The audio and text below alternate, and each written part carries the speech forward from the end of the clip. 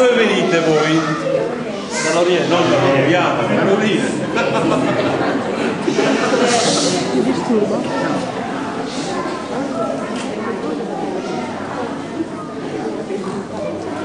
Sapete chi erano i Re Magi?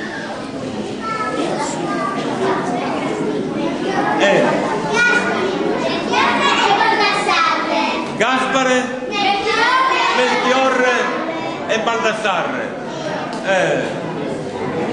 Venivano dall'Oriente, quindi non erano del popolo di Dio, degli ebrei, ma venivano da molto lontano, erano dei sapienti. Siete sapienti? Certo, che erano amanti della natura, amanti del creato e si stupivano di tutte le bellezze del creato. Soprattutto avevano una passione, la passione delle stelle, gli piacevano tanto le stelle. E una stella un giorno li ha accompagnati, li ha condotti, erano persone molto interessate, una stella li ha condotti, li ha spinti a camminare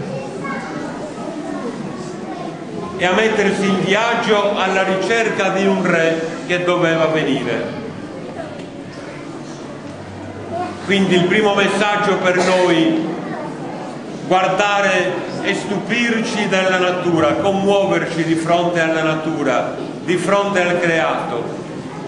Tutto il creato ci è stato donato: il firmamento, le stelle, il sole, la luna, il mare, la terra, gli alberi, le campagne, il nostro paese. Tutto ci è stato donato e dobbiamo tenerlo bello. Se noi lo guardiamo con ammirazione, lo rispettiamo il creato è un segno di qualcosa. Per i Magi è stato un segno che qualcuno c'era dietro e allora si sono messi in viaggio alla ricerca di qualcuno, di questo qualcuno. Anche per noi, se noi amiamo il creato, riusciamo a vedere questo qualcuno dietro e riusciamo a scoprire Dio. Va bene? La prima cosa, la creazione. Poi i Re Magi avevano sentito parlare anche da lontano che in Israele si aspettava una stella che sarebbe scesa in Giacobbe, in Israele, e sarebbe nato un re che portava la salvezza. Questi Re Magi, che erano gente intelligente e desiderosa di conoscere, si sono messi in viaggio. E allora la natura da una parte, ma la parola di Dio dall'altra, che ci dice che Dio viene nel mondo, ci devono spingere davvero ad andare incontro a questo Dio. Adesso è stato il momento, noi abbiamo assistito al momento in cui i Re Magi si sono inginocchiati ad adorare chi? Ad adorare Gesù bambino, che è Dio, che è il figlio di Dio venuto in mezzo a noi. La manifestazione che voi fate, sì, l'ha voluta il Signore, e Lui, questa festa dell'Epifania, è la manifestazione al mondo, in piazza, la manifestazione in piazza di Dio. Un Dio che si vuol far conoscere, un Dio che vuol camminare con noi, un Dio che ci ama. Ecco, allora, se noi lo cerchiamo, questo Dio, allora davvero ci fa compagnia. È un Dio che vuol camminare con noi.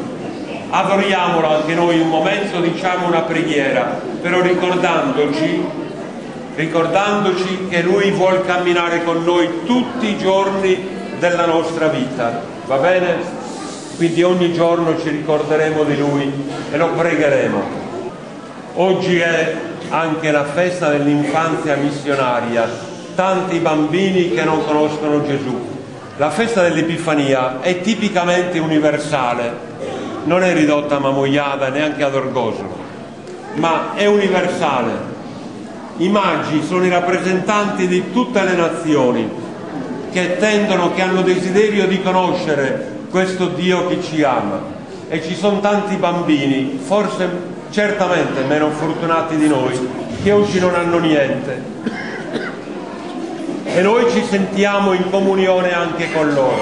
E se è possibile vogliamo far parte di noi stessi, della nostra preghiera e anche di qualche nostra offerta a questi bambini meno fortunati.